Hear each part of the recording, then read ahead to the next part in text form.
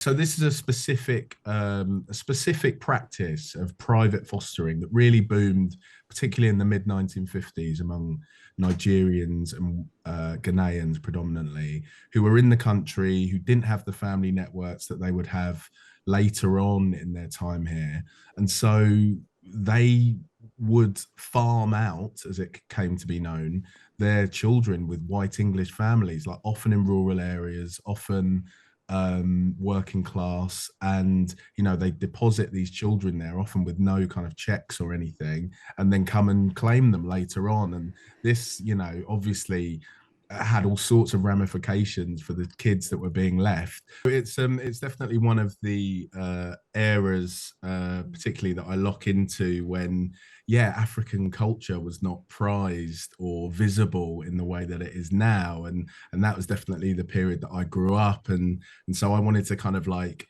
dig into that and unpack that kind of a sense of cultural call, safe in the knowledge that I'd be kind of coming towards the happy ending of what we have today, which is that, Black African culture is so evident in everything from music to fashion to art to film. And so I felt kind of that I could sort of maybe chart that journey a little bit and look at how we got there. But yeah, there wasn't the same analog. There wasn't a Stormzy or a Bukayo Saka when I was at school, tragically. But it must have been slightly irritating, a way people kind of assuming that you must be Caribbean. Hey man, you're into Bob Marley, you're into reggae. Yeah, well, I guess the thing is, what was interesting was it kind of that wasn't really the case. I think it was more that particularly from within the community, you would be marked out as being Nigerian in my case.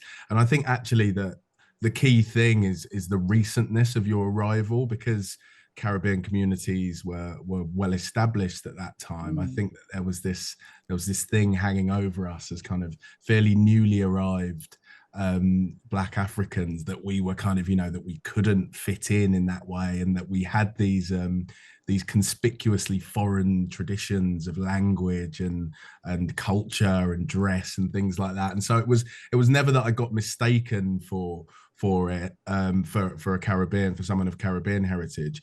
And what I discovered in the book was quite the opposite. A lot of people of my generation that shared my African ancestry sought to hide that part of themselves, and kind of effectively went in the closet as pretended to be Caribbeans, Yeah. and because of that lack of cool that I mentioned in the book. But the African cultural liveliness is partly in that distinction. Of course, you're a food writer and you Mm, illustrate it with the food shops and restaurants. The book is just studded with them. Everyone's saying, yeah. "Ooh, haven't heard of that one. Ooh, must go there." For people who are not familiar with them, just describe some. You say that there's an African food shop on the Gold Hawk Road, which you say feels very Yes. different to an ordinary food shop. Yeah, yeah. So I think a lot of people will be, if you live in a city like London, or even other pockets of the UK where there is like a sizable African diaspora, then you'll be glancingly familiar with it. But I really wanted to kind of delve into places like Ridley Road Market, that cash and carry African food shop in West London that I mentioned, and it is this kind of amazing point of connection, of cultural connection, in that there's these kind of, there's almost like a set of unwritten rules. There's a lot of, there can be a lot of haggling going on, and it's kind of something that a lot of the shopkeepers I spoke to, they had this kind of mixed relationship with it, in that some people, it seemed to tap into one of the more interesting tensions between living in a traditional way and trying to kind of bring that sense of life and behavior over with So, you, and to so what extent you kind of bend and fold into the atmosphere of I, modern London and modern Are you Britain. suggesting that us sort of white customers, we kind of come in and say, we'd like half a kilo of those, please? How much is that? Whereas actually what we should have done is say, hey, man, haggle, slow down a bit. Yeah.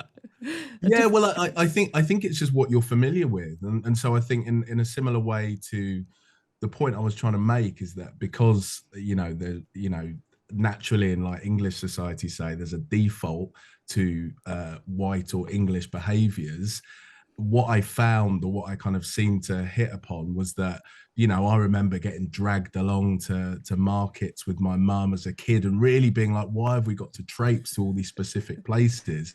But I think for her, getting to speak your own language, to have cuts of meat prepared in the way that you wanted them, to have familiar vegetables and produce and labels, was so hugely important, not just in the kind of in the micro of creating meals or living, but just in kind of feeling at home, really, and feeling kind of welcomed. And The yeah, same, which there's a parallel with that with the churches as well, which you also yes, mentioned. yeah, But just, I mean, I love yeah, the thing you say that, there's Pitanga in West Kensington did a special scrambled eggs, which absolutely took you back mm, took you back to home. yeah, But yeah, yeah, but let's talk about the business of authenticity, because there was a mm, lovely example at the Iyoki, a Nigerian restaurant which has a Michelin Ikoyi, star. It's very yeah, special. Ikoyi, It got complaints that it wasn't being quite authentic enough. Now that's happened elsewhere. I mean, British Chinese have always rolled their mm, eyes at what we sell as Chinese takeaways, yes, and yeah, the yeah, subcontinent communities have to put up with chicken tikka masala, and so on. yeah, There's a thing, isn't there? Are you going to carry yeah. on with total authenticity, or are you going to kind of blend gradually into stuff the majority will eat?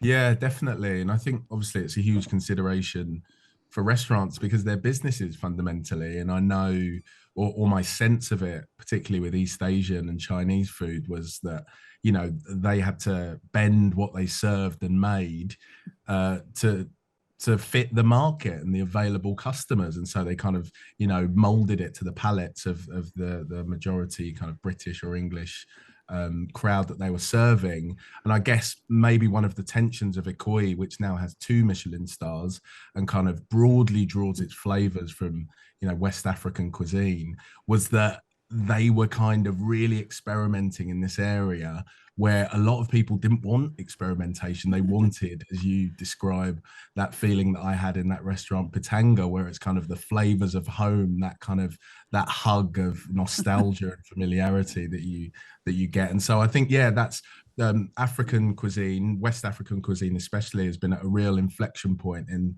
recent years, whereby, the question of how much you relinquish it and let other people adapt it and mold it, and, let somebody experiment with jollof rice, like that has kind of been a kind of building question over the last few years. And it was interesting to kind of chart that journey and see where it might be heading. It is great, it's just in general, to see some writers and artists, I mean, apart from yourself as writers, who've given us portraits of the London African community. There was the wonderful Inua Elam's play, the set Yes, in a barber shop at the National yes, Theatre. yeah, Some of us yeah, enjoyed so much. It's full of wit and zip and yeah, jokes. And of course, yeah, we've had George the poet, the podcast king.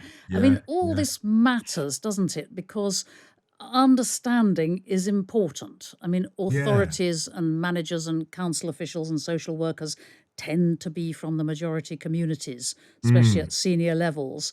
And yeah, yeah, I mean, you do point up some possibilities for really sad, depressing, sometimes dangerous misunderstandings mm, about how it is, the African, British African tradition. yeah, yeah. I think so, and I think, yeah, you're right. There's been a real upswell of amazing like art and fiction, and you mentioned plays like Inua Lambs' one, TV like Michaela Cole's I May Destroy You had kind of elements of, a specific British Ghanaian upbringing, and like, Michaela's kind of feelings around that. And I think it's really important because I think one thing that's really noticeable is that most of us in this country will have had some kind of glancing interaction with this, like, like there'll be a Ghanaian or Nigerian co-worker, there'll be somebody that's Somali that they've come into contact with. And so I think, to go back to the first point you made about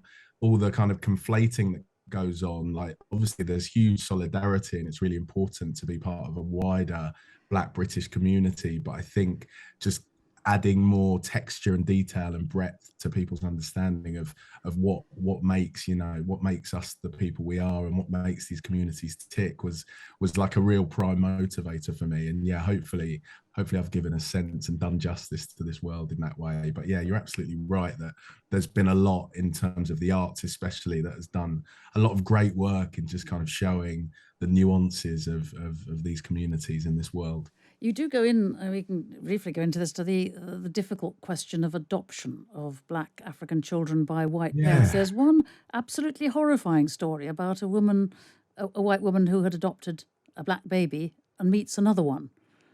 Yes. Yeah. Tell us So this. This is terrible. yeah, so this is a specific practice of private fostering that really boomed, particularly in the mid 1950s among Nigerians and Ghanaians predominantly, who were in the country, who didn't have the family networks that they would have later on in their time here. And so they would farm out, as it came to be known, their children with white English families, like often in rural areas, often working class, and they deposit these children there, often with no kind of checks or anything, and then come and claim them later on. And this, obviously had all sorts of ramifications for the kids that were being left. But yeah, the story that you're talking about, one of the interviewees told me about kind of, growing up in kind of Canvey Island in, I think it was the 70s maybe, and her white foster mother, who was very loving and kind of treated her as, as her own child, really, pushing her along in a pram and kind of going past another white woman with a kind of conspicuously black adopted or fostered African baby, and kind of was like, oh, you've got one as well, in the way that you might kind of, I think I compare it to people in, VW camper vans, like waggling hand signals at each other. And but then it is that kind of thing. It was a very... Then what she says. Yes, and then she says that she says, what do you feed yours to this woman's mum? And the interviewee, her kind of white foster mother, was kind of like, well, we just give them normal food. We give them whatever any baby. But the other one says rice. And the other one says rice. I just give mine rice. That's all they eat. And kind of, But that was